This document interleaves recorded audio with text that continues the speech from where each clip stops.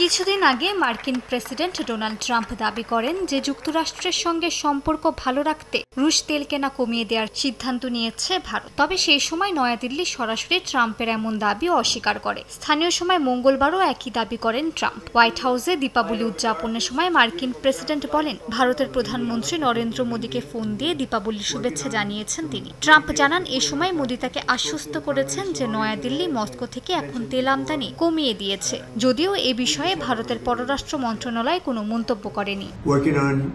আমি ভারতের জনগণকে ভালোবাসি এবং দুই দেশের মধ্যে দারুণ কিছু চুক্তি নিয়ে কাজ চলছে। আজ আমি প্রধানমন্ত্রী নরেন্দ্র মোদীর সঙ্গে কথা বলেছি। তিনি রাশিয়া থেকে তেল খুব বেশি কিনবেন না। আমার মতো তিনিও চান রাশিয়া ইউক্রেন যুদ্ধটা শেষ হোক। আপনারা জানেন তারা রাশিয়া থেকে তেল কেনা অনেক কমিয়ে দিয়েছে এবং আরো কমাতে থাকবে।